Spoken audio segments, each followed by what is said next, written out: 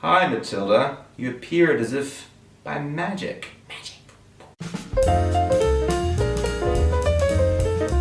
Today is a day of celebration, and it's not Christmas, it's not my birthday, it's not Easter, it is not some insignificant, made-up holiday like Valentine's Day. So stupid. I wonder if it's because I'm always single on Valentine's Day that I hated it. Whatever. Hate it. Nope. Today is Roald Dahl Day. On September 13th, 1916, the wonderful, wondrous, whimsical, wacky wordsmith Roald Dahl was born. Happy birthday, Roald Dahl!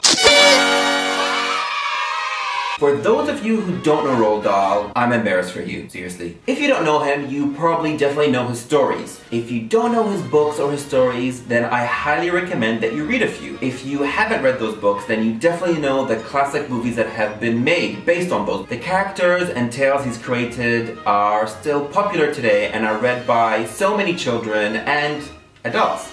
It is a source of inspiration, it is a great escape, it is the perfect combination of good stuff, evil stuff, funny stuff, weird stuff, magical stuff, all concocted in these amazing stories. Some of my favorite stories and characters are Matilda. Hi, Matilda. Matilda is a story about a little girl whose parents treat her very badly, and she manages to develop some special powers.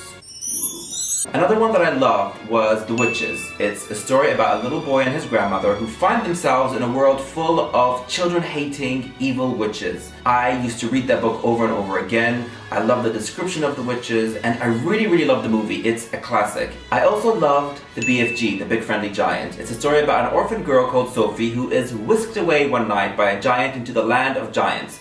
It's a movie now, by the way, in the cinema, I'm sure you all know, directed by Steven Spielberg. So if you haven't seen it, watch it and let me know what you think. And then, of course, there is the most famous story of them all, Charlie and the Chocolate Factory, followed by Charlie and the Glass Elevator. I'm not going to go into explaining everything about Charlie and the Chocolate Factory because everyone should know that story and that movie. I'm sure you've sort of seen bits of it or you know it. You should know it. The story is basically about poor Charlie, that golden ticket.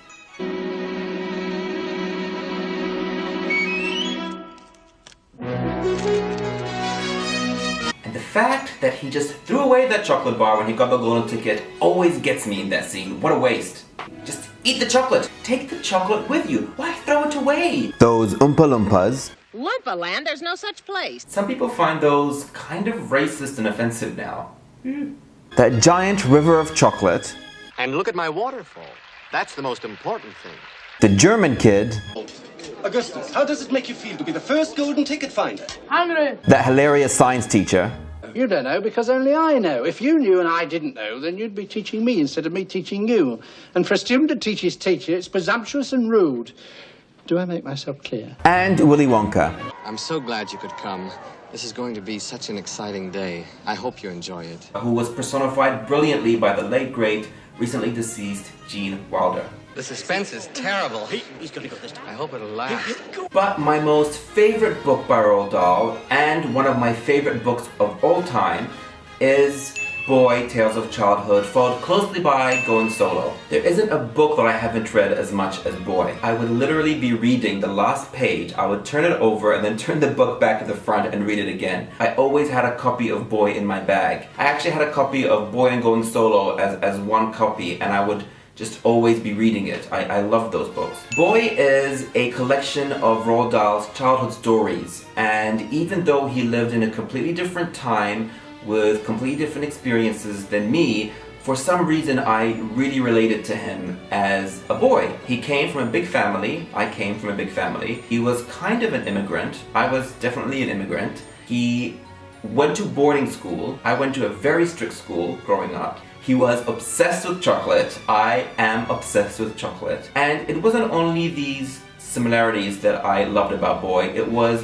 he just had this ability to engross you in his childhood, from the mediocre or the normal things that we all experience through childhood. He has this ability to relate to children, to talk to children without telling them things, but showing them instead. So today on Roald Dahl Day, I wanted to share with you guys some of my favorite facts about this brilliant author. Like Shakespeare and Charles Dickens and Ernest Hemingway, Roald Dahl loved to invent words. It's said that he's created over 250 words that feature in his stories, most of them in the BFG. Some of my favorite words are jumbly, which means all mixed up, kiddles, which means children, oompa loompa, we kind of already covered that, goggler or googler, which means eye. I wonder if Google were inspired by Roald Dahl. I should probably Google that. Filthsome, which means yuck, sounds like a really good swear word. Roald Dahl was a hurricane fighter pilot in World War II, and he wrote a lot about his experiences as a soldier and a pilot in going solo. He flew over the Middle East and Greece and even had a really horrific crash where he was badly injured. Dahl never glorified his time during the war. It was more exciting reading about him being a pilot and an adventurer.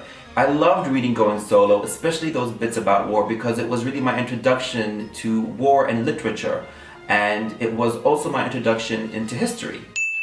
Roald Dahl's first piece of paid writing was actually encouraged by the well-known British novelist C.S. Foster. The short story was called Shot Down Over Libya and was about his experiences being a pilot during World War II. That kind of propelled Roald Dahl to make writing a career. He really enjoyed the process. I guess it beats flying around and being shot in the sky. Was Roald Dahl a spy? No, that's an ugly word, spy. After the war, Roald Dahl returned to Britain and he was hired by the government to provide intelligence from Washington. He was more like a mediator, I suppose. I don't know. The interesting thing is though, he worked alongside Ian Fleming. If that name doesn't ring a bell, Ian Fleming is the creator of the James Bond novels. Which brings me to my next point. Roald Dahl didn't only write some of the most amazing children's books of all time, he also wrote some pretty good movies. He wrote the screenplay for You Only Live Twice, one of the best ever James Bond films starring Sean Connery. He also wrote Chitty Chitty Bang Bang starring Dick Van Dyke. And in Chitty Chitty Bang Bang, Chitty Chitty Bang Bang, what we'll do. One of Roald Dahl's first books, The Gremlins, not those Gremlins, was actually bought by Disney and turned into a movie as well. Another iconic movie that we all know, that I mentioned before, is Charlie and the Chocolate Factory. Now the reason why the movie is so amazing and is a classic is because the book really is brilliant. If you haven't read the book or seen the movie, I really suggest that you do. Side note, gonna stop for a second, listen carefully to what I'm about to say. Please don't watch the remake directed by Tim Burton starring Johnny Depp as Willy Wonka. It really doesn't live up to the classic at all. I really believe wholeheartedly that remakes should be banned for life. If something's not broken, why fix it? I don't get it. What's really interesting about Roald Dahl actually is that a lot of his books kind of disguise these very strong, morbid adult themes in a children's world. You tend to notice these when you reread his books as an adult or watch the movie. For example, Charlie and the Chocolate Factory. When you reread that book or watch the movie, you kind of notice that the characters represent the 7 deadly sins. Augustus is gluttony. My chocolate! Veruca is greed. Where is it? Why haven't they found it? Violet is pride. The record held by my best friend, Miss Cornelia Prince Medal. And was she mad? Mike is sloth. That thing off? No, are you crazy? Even the good characters have their shortcomings. For example, Grandpa Joe is envy. Let's take a drink, Charlie. Nobody's watching. Charlie is lust. And Willy Wonka is wrath. Oh, there, black and white, clear as crystal. You stole fizzy lifting drinks. You bumped into the ceiling, which now has to be washed and sterilized, so you get nothing. You lose. Now, Roald Dahl never explicitly said that these characters are supposed to represent the 7 deadly sins, but if you look at his notebooks, you'll see that his characters were fully fleshed out and went through several alterations before they landed on the page. This is what I love about Roald Dahl. His characters are so complex and they're so interesting. Everyone has a bit of good and a bit of bad in them, which is actually a lot more realistic.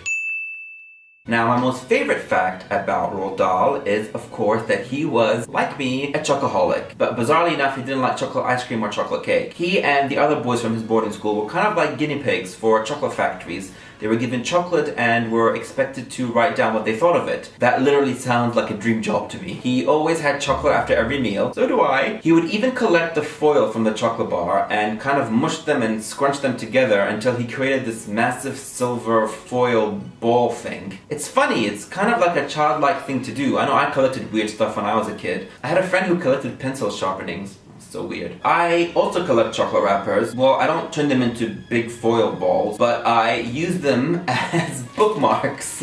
They smell good, makes my book smell good as well, and if I lose one, I kind of don't care, it's just a chocolate wrapper. Crap, now I forgot what page I'm on. Anyway, these are some of the reasons why I love Roald Dahl, and I think to celebrate, you guys should all go pick up a book by Roald Dahl, read some of his books. I will most likely be reading Boy to celebrate, or I will be watching Charlie and the Chocolate Factory.